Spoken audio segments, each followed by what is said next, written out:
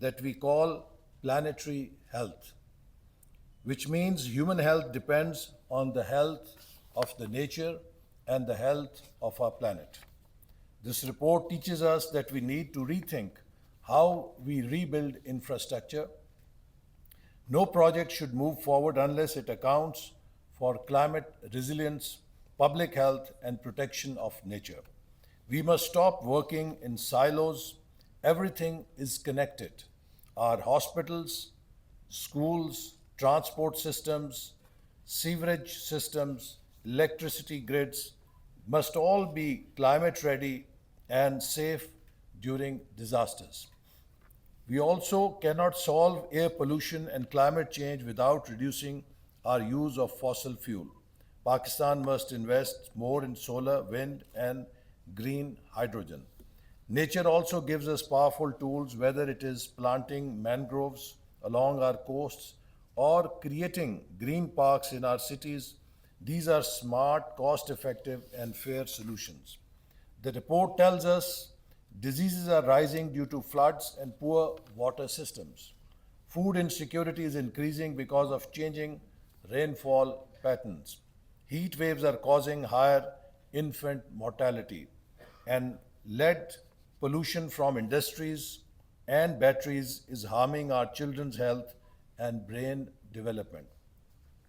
In Pakistan, this is not a theory, it is happening all around us. We see floods, heat waves, smog, and water shortages becoming part of our daily lives. These are not just bad luck, they are the result of not investing enough in climate safe, people focused infrastructure over many decades and years. Ladies and gentlemen, I am pleased to share that Pakistan is not starting from zero. We are already moving in the right direction by aligning our national plans with the idea of planetary health. One example is our Udan Pakistan 5Es framework, a national initiative to build climate smart, health responsive, and inclusive infrastructure. Under Udan, we are shifting to zero emission electric buses for public transport, restoring riverbanks and wetlands to prevent floods and promote green tourism, making our healthcare centers energy efficient and disaster safe. Asian Infrastructure Investment Bank report rightly emphasizes the concept of infrastructure for planetary health, a transformative approach linking sustainable infrastructure with climate resilience, biodiversity, conservation, and public health outcomes. So therefore, we must move now beyond conventional models of infrastructure. For instance, every $1 invested in climate resilient infrastructure can generate $4 in avoided losses, according to the Global Commission on Adaptation. Urban green infrastructure such as green belts, permeable surfaces, and climate sensitive zoning can reduce urban temperature by up to 4 degrees centigrade, mitigating heat waves that are becoming common in cities like Jacobabad and Lahore. Nature-based solutions such as mangrove restoration in coastal areas have proven to reduce storm damage by 30 to 50%, while also improving fisheries and livelihoods. This is the kind of evidence-based, multi-dimensional planning we need for a sustainable future. Ladies and gentlemen, infrastructure planning in Pakistan has historically focused on quantity, not quality, on expansion, not resilience. It is time to turn that page. Pakistan is committed to a new era of planning, climate smart, risk informed, and future ready. We are undertaking several key reforms. The public sector development program is being reoriented to screen projects for climate resilience and environmental impact. Through support from development partners, including AIIB, we are developing a climate resilient infrastructure investment framework. Our national adaptation plan outlines sector-specific pathways, prioritizing water, agriculture, health, and infrastructure resilience. In addition, the government of Pakistan has initiated several flagship actions. The Living Indus initiative has been launched to rehabilitate the Indus River Basin ecosystem through nature-based solutions. The Recharge Pakistan program, in collaboration with GCF and WWF, is underway to build flood resilience and restore wetlands. The National Electric Vehicle Policy aims to reduce air pollution and emissions in urban areas. However, building resilience is not just a policy challenge, it is a financing challenge also. According to ADB, Pakistan requires $9 to $12 billion annually for climate adaptation by 2030, yet we currently mobilize less than $2 billion per year. To close this gap, we need innovative financing instruments, green bonds, resilience bonds, climate risk insurance.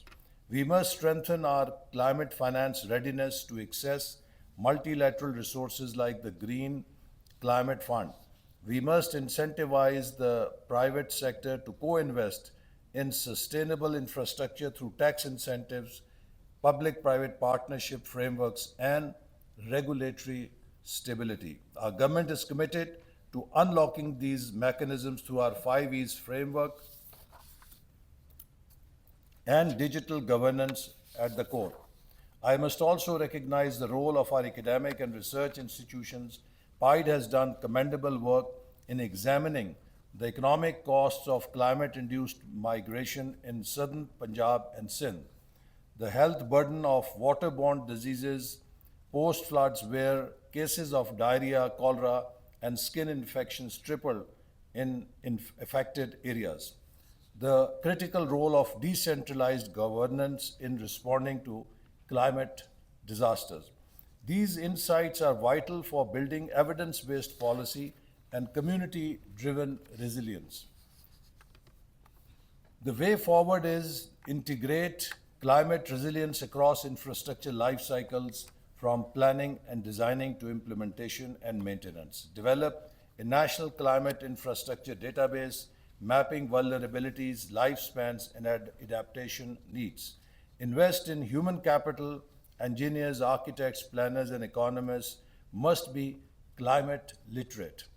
Foster South-South cooperation to learn from countries like Bangladesh and Indonesia that have pioneered low-cost resilience models.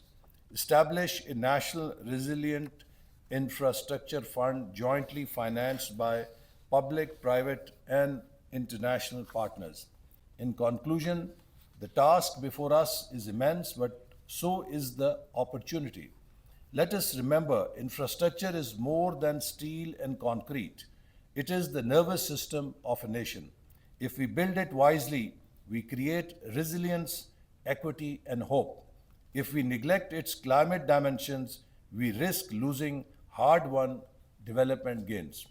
I thank Asian Infrastructure Investment Bank for leading the charge through this insightful report, and PIDE for driving the intellectual debate that must accompany all meaningful reforms.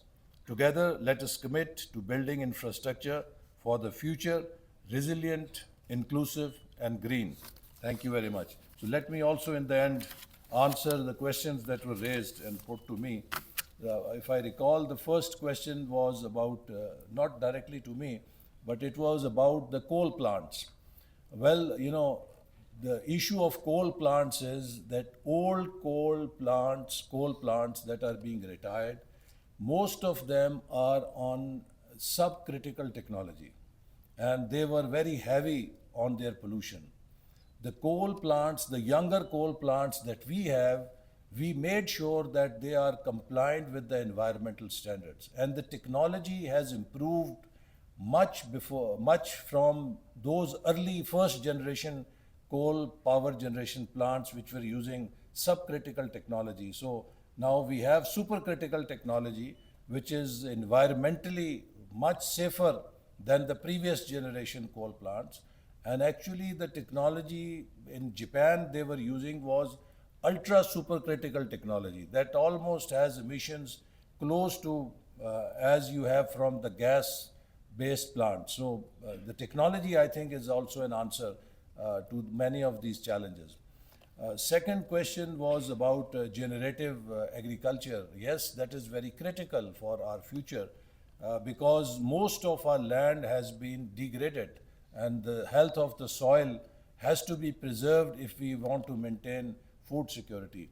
And therefore, the government has taken a very revolutionary step of getting 1,000 agricultural professionals trained in China in the new technologies, in the new practices of whether biodiversity, whether generative agriculture, whether farm mechanization, whether smart agriculture, whether technology inclusion in agriculture or seed development. So I hope that this first batch is already in China. Over next 1 year, when we have these 1,000 agricultural experts come back from China learning the best methods which China has used and utilized for their own food security, they will form a critical mass in Pakistan to produce a green revolution 2.0 in Pakistan that will include generative agriculture also, which means, safeguarding the health of our soil. The third question was with regard to NFC. We have a very regressive funding formula for provinces, where 80% of the share in national funding depends on the size of the population. So every province has an inherent interest that it must show more population in order to get more resources in the national award. So why would any province promote family planning or population management control or programs in their province? Because if they reduce their population, they reduce the share in the national award. So there is an inherent interest for every province to grow their population. So this is a very regressive criteria. Second criteria is how much is a province poor. So, the second major criteria is based on your poverty. So the more you are poor, more you can get funding from your poverty. So why should you remove your poverty? Because your poverty is helping you get more funding from the award. So this is a very regressive formula, and therefore we have started a debate with the provinces that we must make our funding formula more progressive. For example, the provinces should be incentivized for their demographic efficiency. If any population has successfully implemented a population planning or management program, it should not be penalized for having less population. Actually, it should be rewarded for showing progress. Similarly, if any province shows progress on poverty alleviation, so it should not become a loser by attacking poverty and removing poverty. It should get some incentive for doing so. So similarly, what is the incentive for populations, for provinces to have forestry? Similarly, if provinces show progress on forestry, on green economy, they should be rewarded so that they try to do better than others in order to get more funding. So we need to have a change of outlook, the way we distribute our resources, because the present NFC award only prioritizes and incentivizes that have more population and have more poverty to get more funding. So this, I think, is very negative, and we need to reverse it. So we have started a debate with the provinces that they must realize that unless we have a positive, progressive formula, provinces will have no incentive to show progress on this agenda.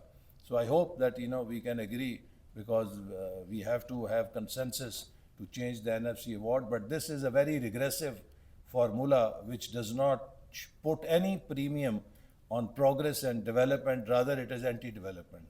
So with these words, thank you very much.